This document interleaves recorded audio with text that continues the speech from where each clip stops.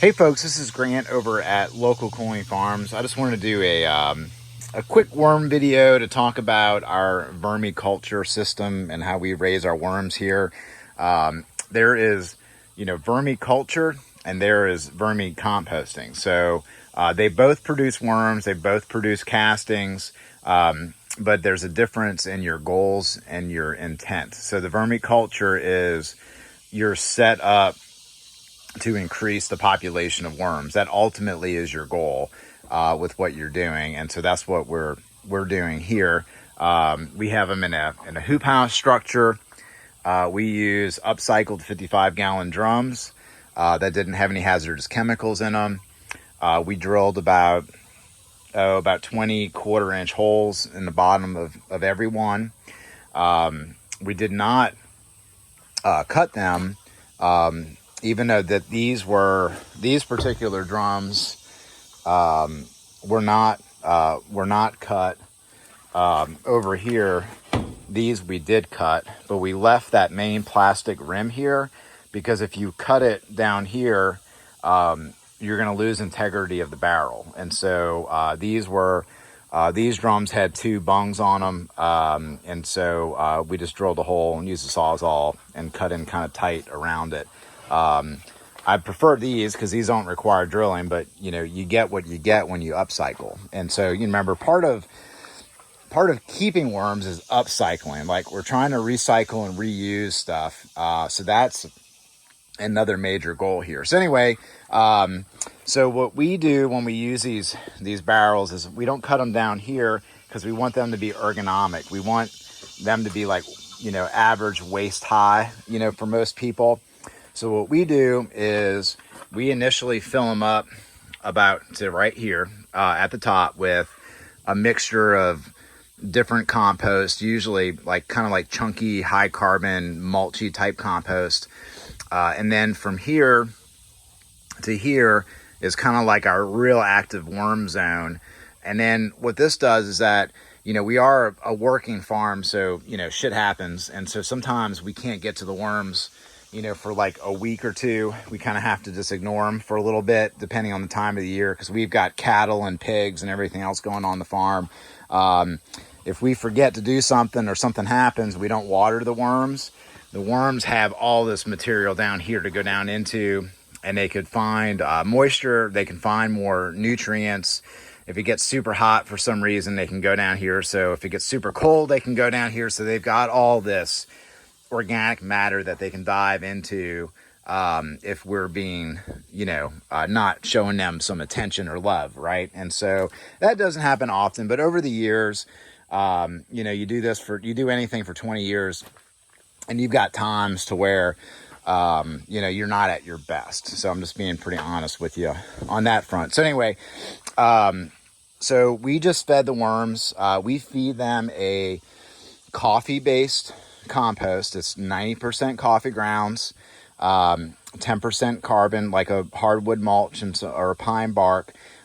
We may add some other things in from time to time. I go over that later in another interview, but it is a bedding made up of 90% coffee grounds. Remember, when you feed them coffee grounds, it acts as their bedding as well as their feed. And so, you can see how nicely even that material is. That's because the worms have done an initial sweep through the material. And so the worms kind of created this really nice textured effect in here. And so if I just brush aside, this layer, that's you know that there's worms there. And I knew that they were there just by looking at the texture of the material. So coming to this other barrel, I'll push some of this aside, and so you can see the worms there. And so so we feed them, the way that we feed them and the way that we water them, we kind of baby these barrels because we want them to constantly reproduce, and we're constantly taking worms out of the barrels because whenever you deplete the worm population and you feed them, then there's an immediate uptick in their reproduction because the worms are going to self-regulate based upon their moisture, based upon their space, based upon their food supply. And because these are it's an airtight container. All this stuff is anaerobic, and so they're not going to be hanging out down here. They're going to be forced to hang up here at the top. So we know that the worms are easily accessible. If you have them in like a big like 4x8 bed, that might, then you don't know where the pockets of worms are going to be. So we kind of force the worms to be in this funnel, pointed up, so to speak. And so they're easily accessible. We can easily get in and pay attention to certain barrels and do certain things if we have to. So, there's no there's no secret to keeping red wigglers. You need just a food source, ideally pre-composted. You can feed them just about anything if it's pre-composted. And so that is the key. We don't do any wheatgrass flats. We don't make any mash with layer feed or anything like that. We're just feeding them a high nutrient material compost, and then that coffee grounds delivers all the nutrients that it needs. And I mean, we're in a unique situation because we get coffee by the ton on a weekly basis from some of the facilities that we work with. But for those of you who may have a Starbucks or another coffee shop that's nearby that's willing to work with you, you can go out and have that relationship. It's a win-win relationship.